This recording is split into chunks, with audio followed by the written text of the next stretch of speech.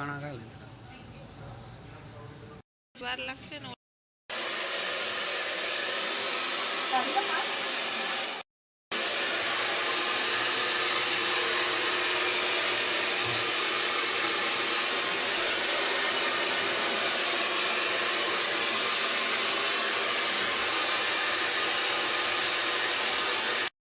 તમારો ફેસ દેખાય છે ને નો દેખાય છે તમારો દેખાય છે આવી છે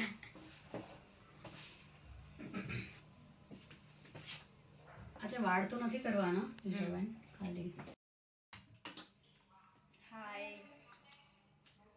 हेलो मैम हाय मजामा आपका नाम क्या है निशा आप कहाँ से हो अहमदाबाद से ओके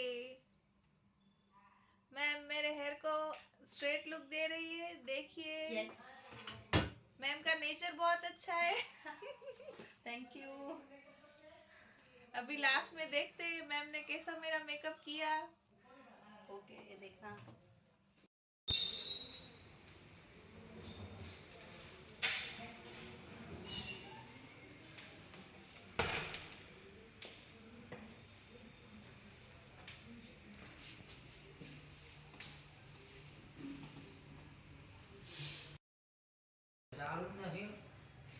ના ના ચાલુ કર્યું ચાલુ જોઈ લો ને ઉપર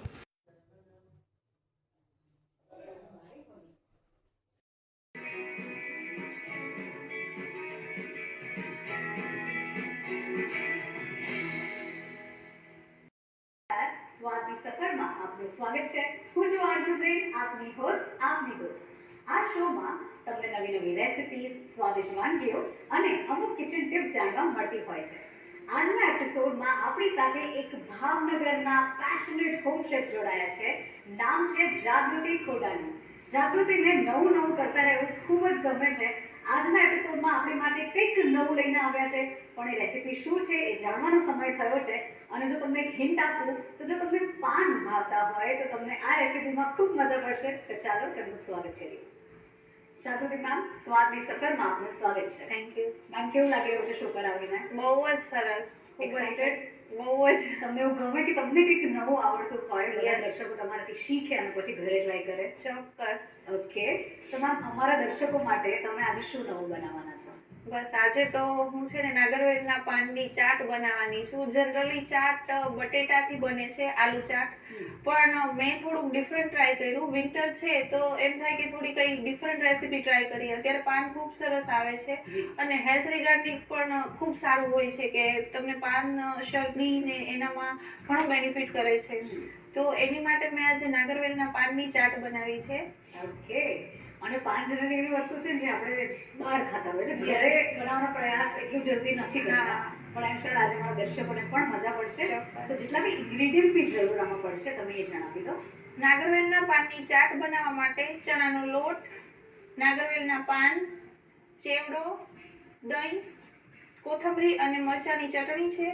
ખજૂર આંબલીની ચટણી છે લસણની ચટણી છે કોથમીર દાડમ તીખી સેવ જે આપણે ચણાના લોટની ઘરે બનાવીએ છીએ ડુંગળી ટમેટા બેકિંગ સોડા ગરમ મસાલો હળદર મીઠું મરચું તીખાનું પાવડર ધાણા જીરું અને તળવા માટે તેલ રાઈટ મેમ ઇન્ગ્રેડિયન્ટ્સ તો ઘણા બધા આપણી પાસે રેડી છે આ રેસીપી સહેલી છે કે અઘરી છે સાચું કહેજો ના ના આમ તો ઈઝી છે આપણે જે ઘરે ભજીયા બનાવીએ છીએ ને એ જ રીતે પાનના બનાવવાના છે ઓકે અને ચાટનું એને મેં ટેક્સચર આપેલું છે અચ્છા